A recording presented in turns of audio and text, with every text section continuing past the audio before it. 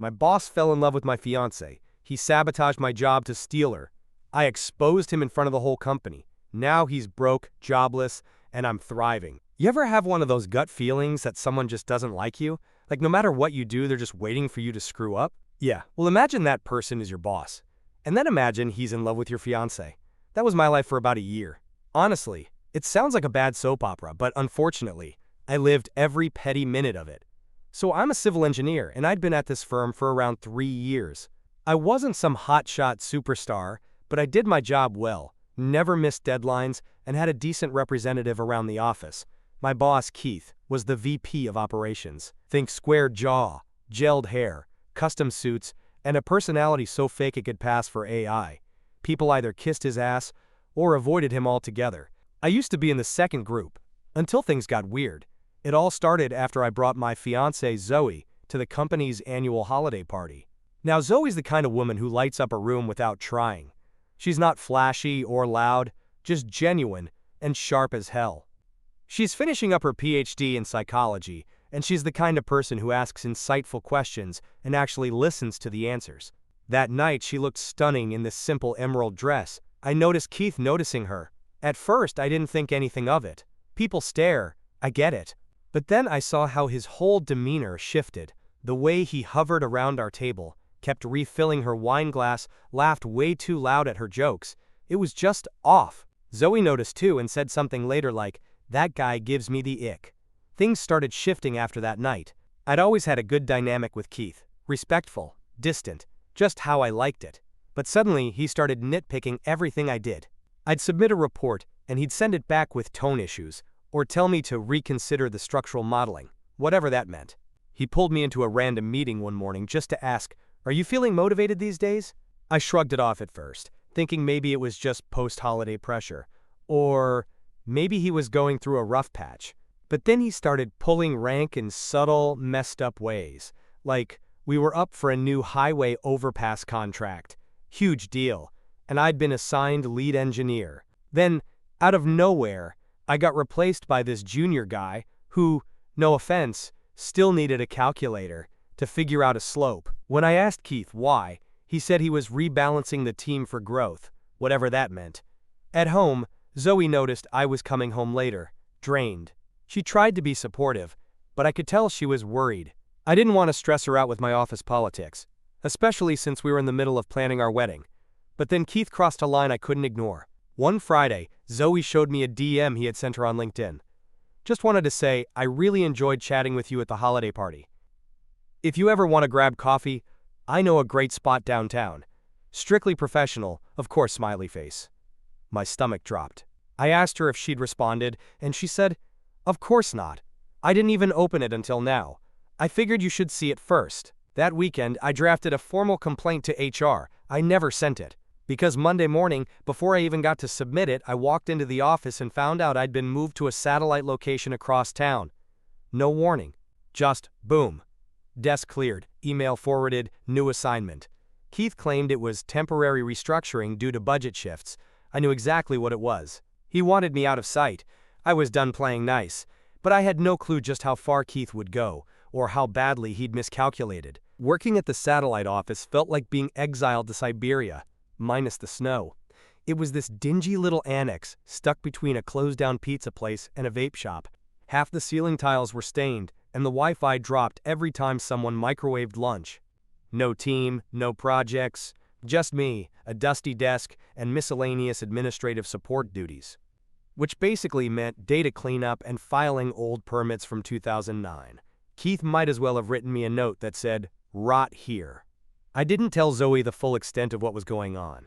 She knew things were tense, but I told her I'd asked for a quieter rotation while I prepped for the PE exam. She didn't buy it completely, but I played it cool. The truth was, I didn't want her feeling guilty for something that wasn't her fault.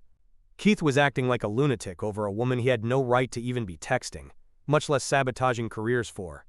What he didn't know was that while he had the upper hand in the office, I had something better. Receipts. Digital, dated, and screenshot. I started keeping track of everything. Every passive-aggressive email, every reassignment notice, even the way our internal HR portal suddenly started flagging my timesheets. I logged it all. Not because I was planning to sue him or anything dramatic at first, but because I knew Keith, and I knew he wasn't going to stop here. He didn't. 2 weeks into my reassignment, Zoe ran into him at a public lecture on workplace wellness. Irony really is dead. She went because her lab advisor was one of the panelists, and apparently Keith had weaseled his way in as a sponsor. He cornered her afterward and said something along the lines of, "I hope things are going well. If not, I'm always around if you need someone more on your level." Her words. Not mine. That was it. I was done. I scheduled a meeting with HR and laid out every piece of documentation I had. Zoe even gave a written statement, which I only asked for after she said she was ready to make this stop. The HR representative looked horrified when I showed them the LinkedIn message, the reassignment notice, and even some chat logs where Keith referred to me as excess weight in a group thread with 2 other managers. That one hurt. Those were guys I'd trained with, had drinks with. They laughed along with him. HR said they'd launch a formal investigation. I didn't hold my breath. Everyone knew Keith had dirt on people higher up the ladder. He was the kind of guy who made things disappear. But not this time. A week later, I was called back into HQ for a meeting, not with HR but with the executive director. And this is where the story started to flip. He'd reviewed my complaint personally and said, and I quote, "I had a feeling Keith was going to land himself in something messy eventually, but I didn't think it would be over a woman." Then he offered me coffee, smiled, and asked me to walk him through everything again.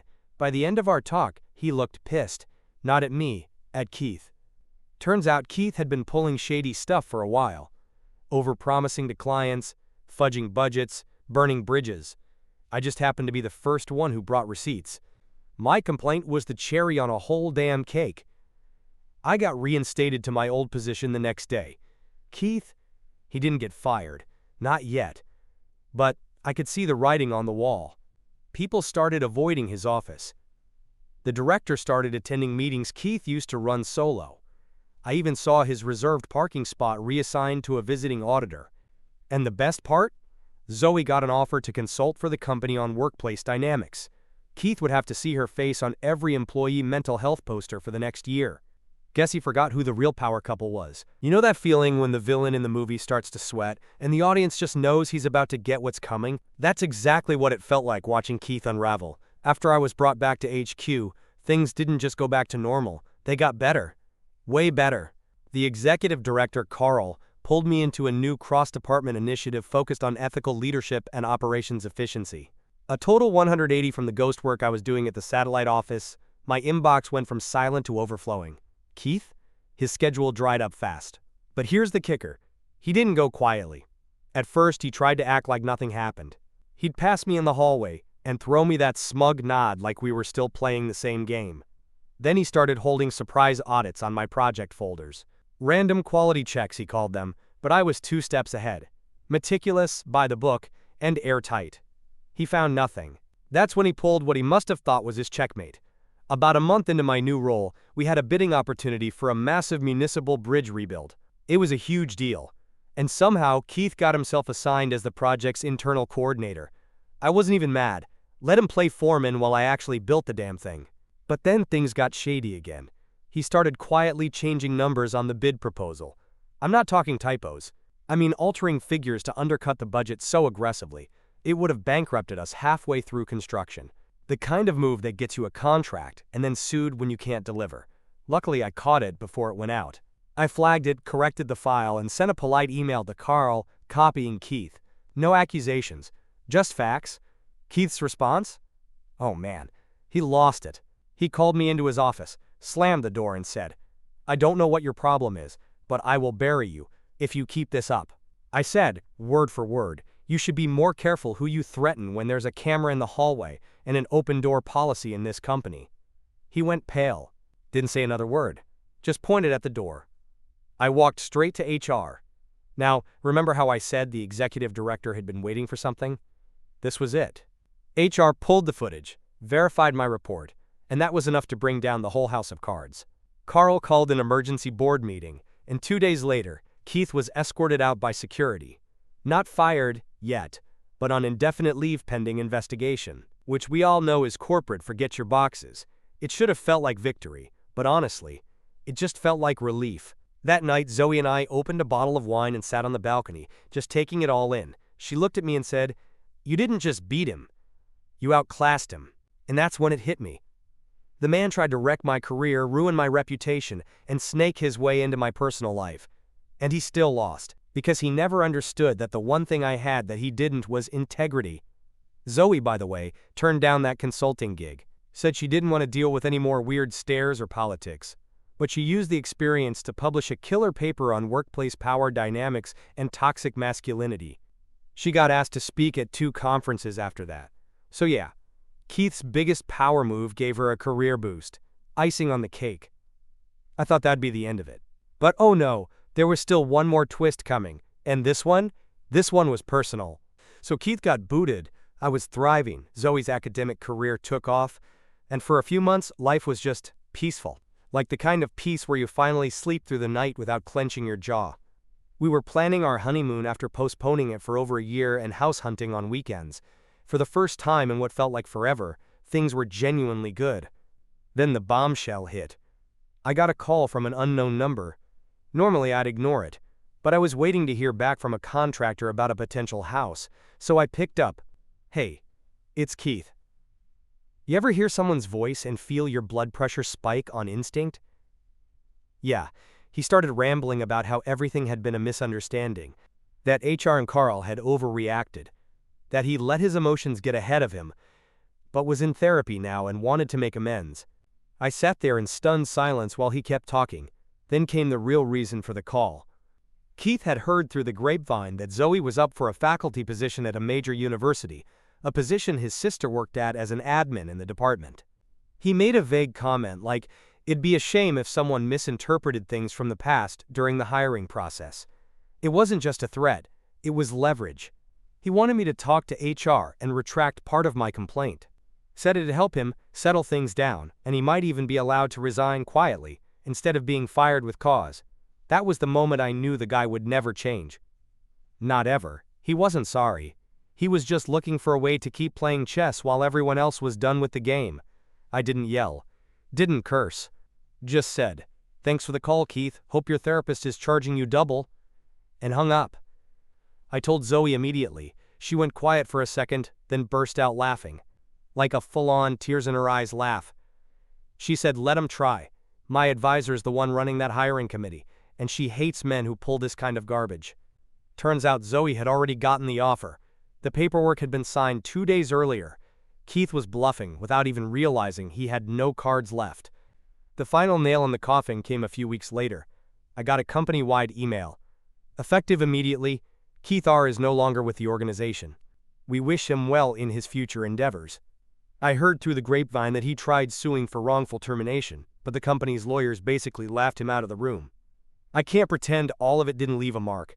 I still double-check my work obsessively and side-eye new bosses more than I probably should. But the real victory isn't that I got my job back, or that Keith finally fell on his face. It's that Zoe and I made it through the fire together, stronger, clearer, and without ever stooping to his level. Oh, and we bought a house last month. Big yard, lots of light. No rats in the walls. The first morning there, I walked out onto the porch with my coffee, looked around and thought, yeah, this is what winning looks like. Thank you for watching. Please like, subscribe, and hit a notification bell if you haven't done it yet.